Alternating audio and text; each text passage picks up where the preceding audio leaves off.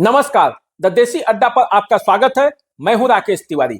देखिए, बिहार में लालू यादव के फैसले से कांग्रेस हैरान हो गई है। लालू यादव राहुल गांधी को कभी दुल्हा बनाने की बात किए थे और वही लालू यादव अब जब बिहार में धड़ाधड़ बिना सहमति के राजद का टिकट बांट रहे हैं तो कांग्रेस की परेशानी बढ़ गई है।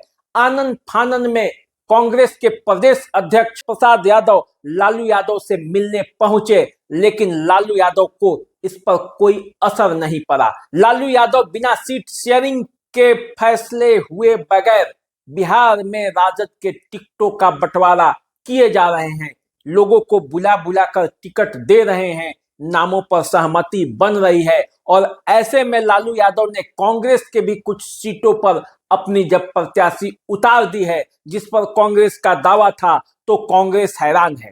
और इससे ऐसा लगता है कि बिहार में इंडिया ब्लॉक में सब कुछ ठीक नहीं चल रहा है।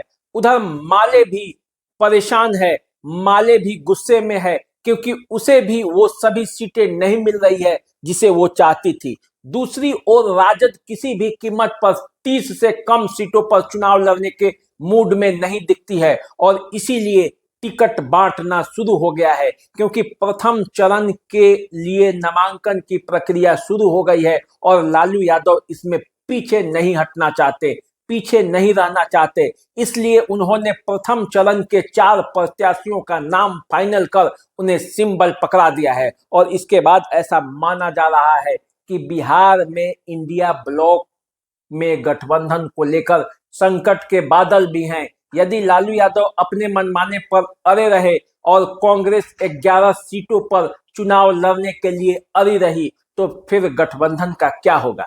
बिहार में भी क्या गठबंधन टूट जाएगा? क्या माले और कांग्रेस राजद से अलग होकर चुनाव लड़ेगी? इस संभावना पर भी बात होने लगी है, लेकिन अभी क्या होगा इस पर कोई बयान नहीं आया है और न किसी तरह की बातें हो रही हैं। अभी एक ही काम हो रहा है, लालू यादव टिकट बांट रहे हैं, अगले सीटों के लिए रणनीति बना रहे हैं, प्रत्याशियों से मिल रहे हैं और उन्हें बातचीत करके फिर सिंबल थमा दे रहे हैं। फिर आगे क्या होगा ये आगे की रणनीति है, लेकिन कांग्रेस जिन 11 सीटों पर दावा ठोकी थी उसमें से औरंगाबाद की सीट पर राजद अपने प्रत्याशी उतार चुकी है। जदयू से आए अभय कुशवाहा को वहां से लालू यादव ने टिकट थमा दिया है और चुनाव लड़ने के लिए पीठ ठोक दी है। अब अभय कुशवाहा औरंगाबाद से चुनावी मैदान में हैं और इसी तरह मुंगेर सीट पर भी टिकट के लिए बातचीत हो रही है। आपको पता ही होगा कि पिछले बार मुंगेर सीट से कांग्रेस के प्रत्याशी नीलम देवी चुनावी मैदान में उतरी थी। इस बार जब से अशोक महतो के पत्नी का चुनाव लड़ने का हल्ला हो रहा है, तब से कांग्रेस की नींद चैन उड़ी हुई है कि आखिर कांग्रेस के सीटों पर बिना सहमति के लालू यादव कैसे टिकट बांटते जा रहे हैं और कैसे उसको लेकर चर्चा कर रहे हैं। आपको पता ही है कि किशनगंज से पिछले बार कांग्रेस के एकमात्र प्रत्याशी जो चुनाव जीते थे वो डॉक्टर मोहम्मद जावेद किशनगंज से थे। तो किशनगंज से कांग्रेस की दावेदारी है, किशनगंज पर राजद भी चुप है, उसकी दावेदारी उस पर नहीं है। लेकिन कटिहार सीट जिस पर तारिक अनवर पिछले बार चुनावी मैदान में उतरे थे, कांग्रेस के बड़े नेता हैं, उस सीट पर राजद ने दावेदारी ठोक दी है और डॉक्टर अशफाक करीम को वहां से चुनावी मैदान में उतारने की घोषणा कर रहा है। तो ऐसे में कांग्रेस का नींद चैन उड़ना स्वाभाविक है। कैसे गठबंधन बचेगा इसके लिए तो सवाल उत्पन्न होता ही है। पूर्णिया सीट जहां से पिछले बार कांग्रेस के प्रत्याशी उदय सिंह चुनावी मैदान में थे, इस बार पप्पू यादव अपनी पूरी पार्टी को कांग्रेस में विलय कर दिए हैं और पूर्णिया से चुनावी मैदान में उतरने की तैयारी कर रहे हैं। पप्पू यादव एक सक्षम कैंडिडेट हैं, चुनाव में जीतने की उनकी गारंटी भी लगती है।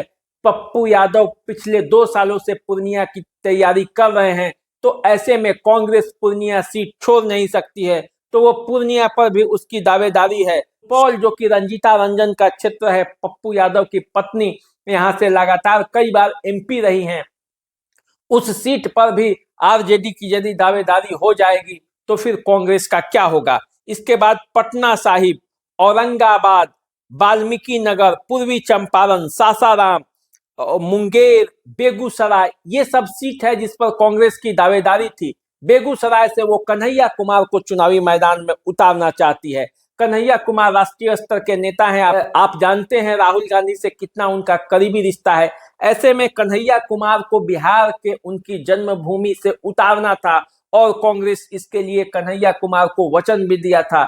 और अब कांग्रेस वहां उस सीट से यदि अपने प्रत्याशी को नहीं उतार पाएगी तो फिर क्या होगा। बेगूसराय पर सीपीआई का दावा है, सीपीआई से भी तालमेल की बात है।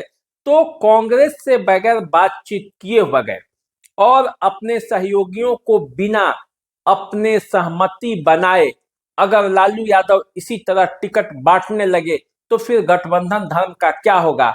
सूत्रों की माने तो कांग्रेस इस बात को लेकर खफा है कि कैसे लालू यादव बिना सहमति बनाए टिकट बांटने लगे, और इधर राजद अब देर नहीं करना चाहती। वो अपने प्रत्याशियों में थोड़ी सी भी चूक नहीं करना चाहती, लेकिन असमंजस इतना रहेगा तो जिस एनडीए को इस चुनाव में हराना है, प्रधानमंत्री मोदी को नहीं बनने देना है, तो फिर कैसे चुनाव लड़ेंगे कांग्रेस और कैसे चुनाव लड़ेगी राजद। एकजुटता तो दिख ही नहीं रहा है। एनडीए गठबंधन को लेकर कहा जा रहा था कि अभी उसमें सीटों के लिए सिर्फ फुटबॉल हो रहा है, लेकिन इंडिया गठबंधन ने अपने सीटों की शेयरिंग कर ली। अब इंडिया की बारी है। अब इंडिया ब्लॉक क्या करेगा और कैसे अपने सीटों पर सहमति बनाएगा, ये सवाल है। लेकिन इन सवालों के बीच जब लालू यादव टिकट बांटने लगे हैं तो कांग्रेस हक्का बक्का है। कांग्रेस ये समझ नहीं पा रही है कि लालू यादव ये क्या कर रहे हैं। न सीट शेयरिंग का फॉर्मूला तय किए, न सीटों पर प्रत्याशी के नाम का कोई लिस्ट बना, और इसी तरह बिना किसी रणनीति के टिकट बांटने लगे तो फिर ऐसे में गठबंधन रहेगा तो कैसे रहेगा। तो क्या लालू यादव को अब इस बात की परवाह नहीं कि गठबंधन बिहार में रहेगा या नहीं? रहे तो भी ठीक और नहीं रहे तो भी ठीक, लालू यादव अपने प्रत्याशियों का टिकट बांटते रहेंगे और 30 सीटों पर जिताऊ उम्मीदवार की तलाश करेंगे और वहां उन्हें टिकट देंगे। अब सवाल ये उत्पन्न होता है कि लालू यादव को ऐसा लगता है कि पिछले चुनाव में जो विधानसभा का चुनाव था, कांग्रेस को ज्यादा टिकट देने से ही उनकी हार हो गई थी। नहीं तो आरजेडी के पास यदि वो सीट रहता तो आरजेडी के प्रत्याशी जीत जाते, और जो नीतीश कुमार के साथ उनको तालमेल करना पड़ा वो नहीं होता, तेजस्वी आज मुख्यमंत्री होते। वही गलती अब नहीं दोहराना चाहती है राजद। राजद अपना प्रत्याशी ज्यादा से ज्यादा लड़ाना चाहती है, क्योंकि राजद का मानना है कि जमीनी स्तर पर उसके कार्यकर्ता अधिक हैं और जमीनी स्तर पर उनका वोट अधिक है। जहां जहां कांग्रेस के प्रत्याशी होंगे वहां कमजोर पड़ेगा, क्योंकि राष्ट्रीय स्तर पर मोदी ने कांग्रेस के खिलाफ ऐसा माहौल बनाया है कि लोगों में कांग्रेस के प्रति विश्वास ही नहीं हो पाता। तो ऐसे में राजद और कांग्रेस के बीच जो ये ठनी है उसका अंतिम परिणति क्या होगा, ये आने वाले कुछ समय में पता चलेगा।